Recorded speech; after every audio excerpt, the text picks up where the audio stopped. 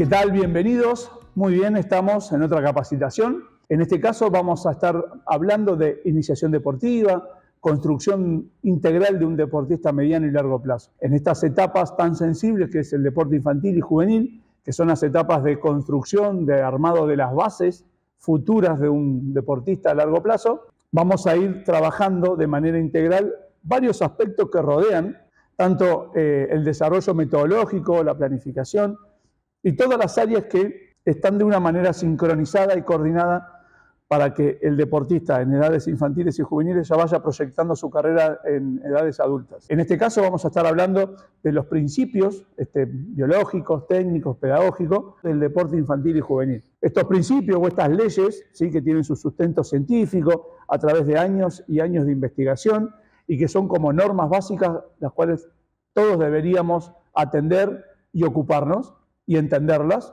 permanecen siempre en toda la historia deportiva del sujeto. En alguna medida o en alguna etapa en mayor medida, en otras en menor medida, pero todas concluyen al fin en una idea integradora de este proceso de construcción del atleta.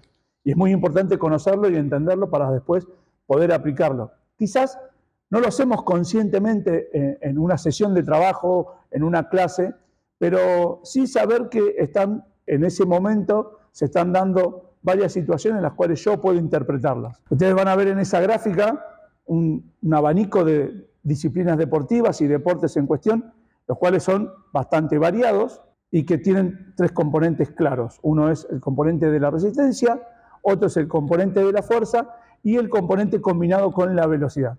Por supuesto, no estamos hablando de especialización temprana, sino que estamos hablando de que en determinado momento los estímulos, la dosificación de los entrenamientos y todo lo que yo vaya a planificar tiene que tener ciertos parámetros que no pueden ser todos iguales. En alguna etapa sí, pero en determinado momento yo tengo que empezar a tener en cuenta que no es lo mismo entrenar un deporte de campo grande o de cancha grande como es el hockey, el fútbol, el rugby, que un deporte de combate como por ejemplo el judo o el taekwondo, o los famosos deportes de tiempo y marca como atletismo y natación. O sea, cada uno tiene su propia particularidad. En función de esto vamos a empezar a conceptualizar algunas cosas que tienen que ver con nuestra práctica diaria y que desde un concepto teórico, netamente teórico, tenemos que entenderlo correctamente para después poder aplicarlo en cada día que trabajemos con nuestros chicos. En primer lugar, tener en claro qué es el entrenamiento deportivo. Y en realidad cuando hablamos de entrenamiento, o hablamos de clase de educación física, o hablamos de una escuelita multideporte, lo que tenemos que tener en claro es que es un proceso sistemático y organizado desde el punto de vista pedagógico. Entonces, esas series de cosas, sistematizado, ¿qué quiere decir? Que lo voy a repetir en el tiempo. Pedagógico, que va a tener un objetivo, que va a tener un sentido, que va a tener un propósito, que en realidad va a tener un contenido que esté encadenado con los anteriores y con los posteriores, en lo cual yo le voy a dar forma a mi planificación y desde esa manera voy a buscar como un principal objetivo la mejora del rendimiento y la mejora biológica del individuo, ni más ni menos. Entonces, si yo tengo en claro todo eso, voy a empezar a trabajar de manera correcta desde el punto de vista teórico. Después lo tenemos que llevar al campo, a la práctica diaria.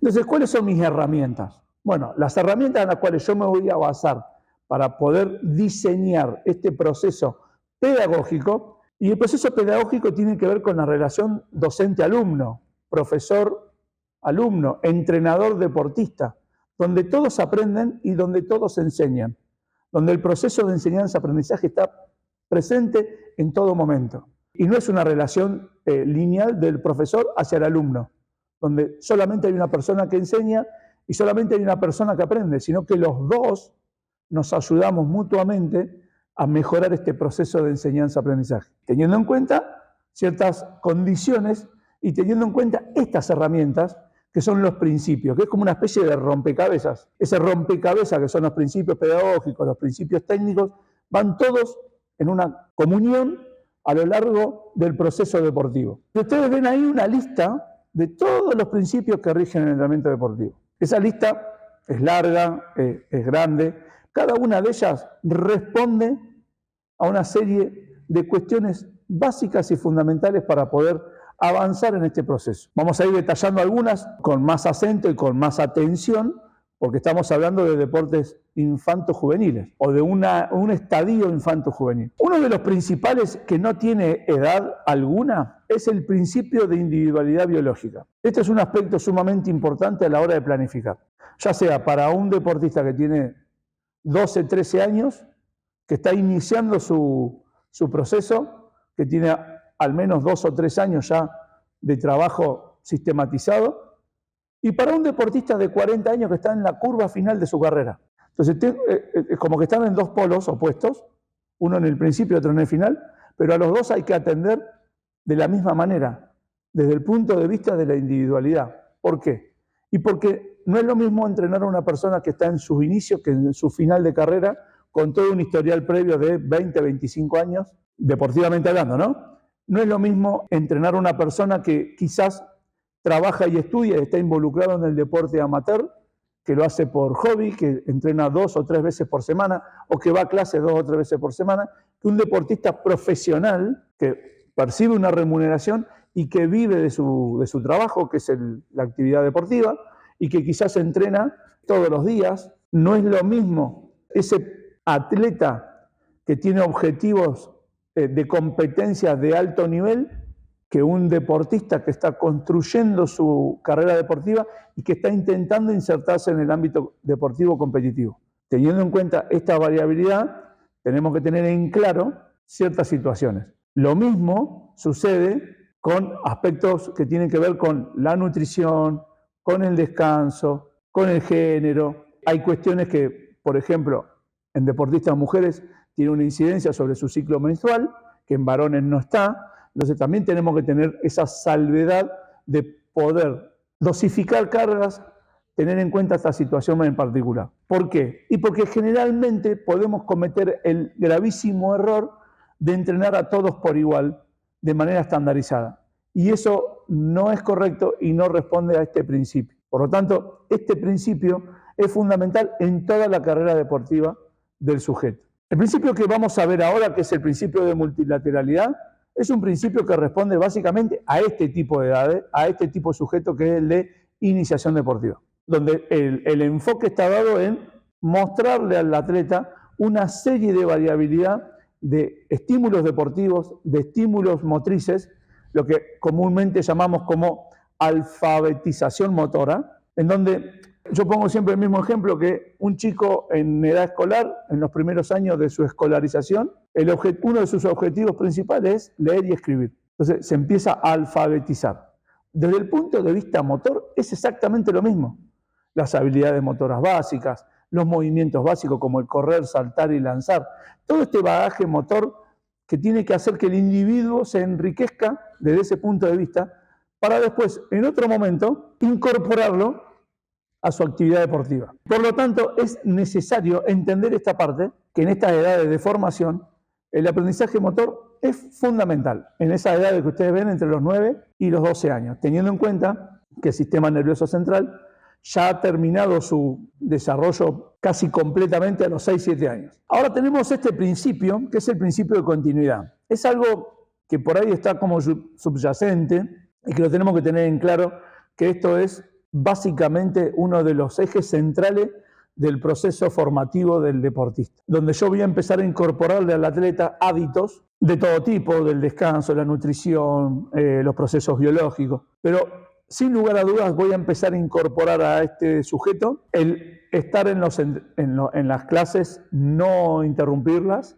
tener continuidad y sistematización, que esto fue uno de los aspectos más complejos en los últimos años, producto de la pandemia. ¿Por qué? Porque el principio de continuidad se vio netamente interrumpido de manera drástica de un día para el otro. Y estuvimos 5, 6, 8 meses buscándole la vuelta o tratando de generar cosas de una manera bastante poco metodológicamente hablando correcta, pero por lo menos para mantener ciertas cualidades físicas o seguir manteniendo esos hábitos de condición física. Entonces, algo que sucedió en ese ejemplo que acabo de dar, y que se produjo con la falta de continuidad y en relación directa, pero en polos opuestos, es el principio de la reversibilidad. Y esto se da en toda la carrera deportiva, o sea, no solamente en el aspecto infantil-juvenil, sino en el adulto también.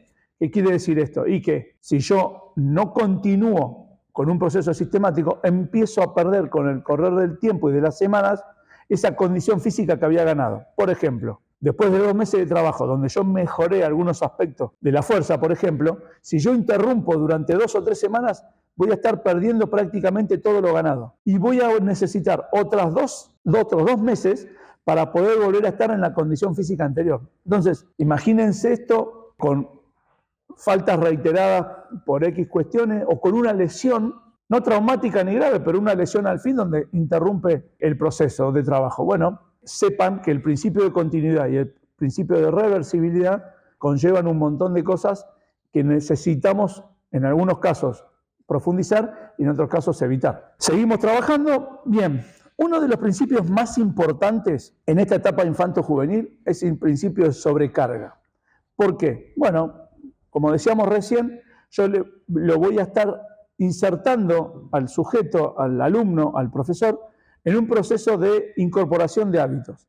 Y uno de los procesos de incorporación de hábitos tiene que ver con los estímulos. Y esos estímulos responden al principio de sobrecarga. Generalmente cuando hablamos de sobrecarga lo relacionamos directamente con esa imagen. Y esa imagen está puesta a propósito, con una persona levantando mucho peso, haciendo un esfuerzo desmedido.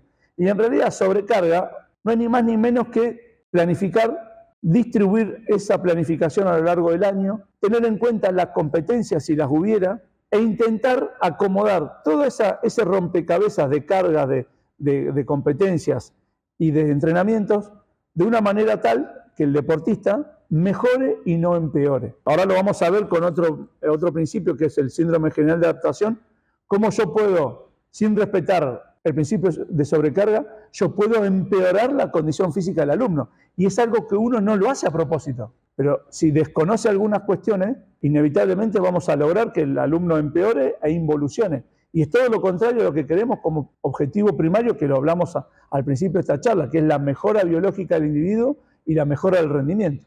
Entonces, ¿cuáles son los componentes de la carga? Muy bien. En primer lugar es la intensidad. ¿A qué se refiere la intensidad? Bueno, este estímulo, ¿qué tan fuerte o qué tan suave lo voy a realizar? O sea, la magnitud del estímulo. ¿Es un estímulo de alta intensidad? ¿Es un estímulo de baja intensidad?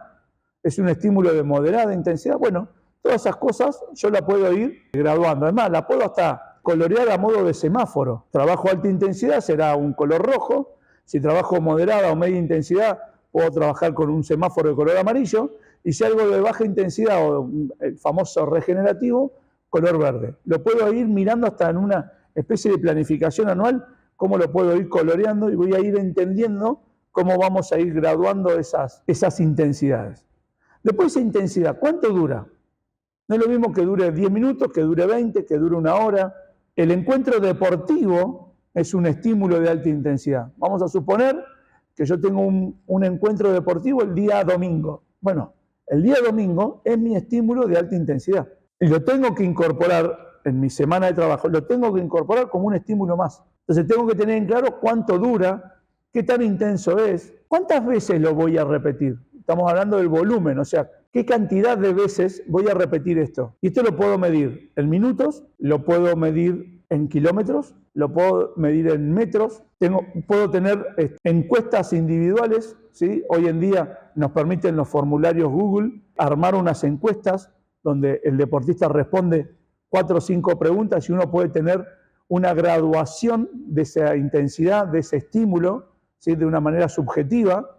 Entonces estoy relacionando duración, volumen e intensidad de una sesión. Ahora bien, en esa sesión, ¿cuál es la relación de la pausa? ¿Le doy mucha pausa? Puede ser un entrenamiento muy intenso con mucha pausa. Ese tiene una característica. Ahora, ese mismo entrenamiento muy intenso, con mucho volumen, con muy poca pausa, son características diferentes. Entonces ahí empiezo a relacionar la densidad del trabajo. Un trabajo muy denso, donde yo tengo mucho volumen de trabajo, mucha intensidad y poca pausa, relacionado con otro tipo de trabajo. Después, la frecuencia. O sea, lo hago los lunes, fenómeno. ¿Y cuántas veces más en la semana lo voy a hacer? 1 vez, 2, 4 veces más. Y a eso también le tengo que relacionar la recuperación. Recién hablábamos de la densidad, de la relación esfuerzo-pausa, pero eso es dentro de la sesión de trabajo, dentro de la misma sesión, no dentro de la semana. Entonces, Yo trabajo hoy. ¿Cuánta recuperación le voy a dar? ¿La semana siguiente? ¿El estímulo siguiente? ¿El día siguiente? ¿Cuántas horas? ¿24? ¿48? Eso lo tengo que tener claramente organizado. Empezamos a trabajar ahora con esto que hablábamos recién del síndrome general de adaptación. Seyle, un endocrinólogo canadiense, empezó a tratar de establecer cuáles eran las respuestas del organismo a diferentes estímulos. Entonces, por ejemplo, un estímulo puede ser un entrenamiento cualquiera, eso produce como una especie de alarma en el organismo cuando se empieza a ejecutar. Después hay una especie de resistencia que va transcurriendo en el mismo ejercicio hasta que llega la última etapa, que es una etapa de cansancio, de agotamiento, donde sí o sí necesito readaptarme a través del descanso. Entonces fíjense que ese principio general, la ley de Seyle y la ley de Schultz, lo que hace es, ante un estímulo, yo estoy rompiendo el equilibrio de la homeostasis y voy a tratar de tener un efecto del entrenamiento. Y ese efecto puede ser positivo o negativo. Por eso es tan importante relacionar este principio de adaptación, del síndrome general de adaptación, con el principio de sobrecarga. Porque todo lo que yo haga bien va a tener un efecto positivo en el entrenamiento. Pero si yo lo hago mal, voy a tener un efecto negativo, lo que hablábamos hace un ratito. Y tiene que ver con esto que estamos hablando de que, qué tipo de estímulos son. Si los efectos son positivos, el estímulo va a ser suficiente y va a tener una supercompensación, por lo tanto, voy a establecer una mejora del rendimiento y el individuo va a tener una evolución positiva. Ahora, si yo no hago las cosas correctamente, ya sea entrenando desmedidamente o entrenando de manera muy por debajo del umbral de trabajo, voy a tener o un estímulo insuficiente o un estímulo desmedido. Ambas son bastante negativas. Si tengo un estímulo insuficiente, bueno, es un mal menor porque lo único que voy a lograr es una pérdida del rendimiento, algo que no queremos sobre todo cuando estamos compitiendo. Si no estamos compitiendo, pérdida de rendimiento hasta es saludable, sobre todo a finales de temporada, que ya como que damos una especie de descanso activo. Ahora, si el estímulo es desmedido, yo lo que voy a lograr es un sobreentrenamiento con la consecuencia posible de tener lesiones crónicas, abandono del deporte, etc. Entonces estamos en un problema acá que tenemos que tener en claro qué tipo de esfuerzo le estoy dando. Por eso es muy importante entender los componentes del principio de sobrecarga. Fíjense en esta gráfica del principio de supercompensación relacionado con la recuperación del atleta, relacionado con la adaptación y relacionado con los principios de sobrecarga, donde estoy hablando de la densidad del trabajo y de los procesos de recuperación. Ustedes van a ver ahí en esa curva que hay tres tipos de estímulos. En línea roja punteada es un estímulo insuficiente, donde prácticamente no genera ningún cambio positivo. En línea azul, un estímulo deseable, donde tengo una curva de fatiga importante, pero genera una curva de recuperación muy importante que se llama supercompensación, y es lo que uno busca antes de competir, que el atleta o el alumno esté sumamente recuperado de toda la carga anterior. Pero fíjense, en línea verde estoy logrando una curva de fatiga extremadamente grande con un tiempo demasiado prolongado de recuperación. Esto es lo que no queremos. Entonces aquí seguramente hubo un error en la planificación en primer lugar y planificó mal la intensidad, la duración y la cantidad de veces que repitió ese estímulo. Y profe, ¿cómo yo aprendo a planificar? Planificando, llevando la teoría a la práctica permanentemente. A medida que tengamos cantidad de sesiones, conozcamos al atleta, ese margen de error indefectiblemente lo vamos a ir achicando. No somos robots, ni más ni menos somos seres humanos que nos vamos a equivocar. La idea es equivocarse lo menos posible, sobre todo en edades infantiles. En edades infantiles uno de los principales principios que tenemos que tener en claro es el principio de progresión. O sea, yo no le puedo enseñar a correr a un chico si no sabe caminar. Primero va a gatear, después va a caminar, después va a trotar, después va a correr. Si no cumplo con esas etapas, saltear etapas no va a generar ningún tipo de cambio positivo. Y también la progresión puede estar dada con los ejercicios que yo haga en el campo o con la dosificación del trabajo. Voy a ir progresivamente aumentando el volumen, voy a ir progresivamente aumentando la intensidad, voy a ir progresivamente aumentando la cantidad de estímulos semanales, voy a ir progresivamente sumando competencias a ese deportista. O sea, todo tiene que ser de menor a mayor y de lo simple a lo complejo. Bueno, este principio de especificidad claramente no es en la etapa infanto-juvenil, es una etapa ya más adulto y finales de su carrera deportiva, ¿sí? Lo vamos a pasar de largo. El principio de variabilidad o de variedad está relacionado con el principio de progresión, en donde yo puedo enseñar un determinado ejercicio y después voy a ir incorporándole variantes. Hasta ahí llegamos con estas herramientas que tienen que ver con los principios pedagógicos, técnicos y metodológicos. Que estén muy bien. Muchas gracias.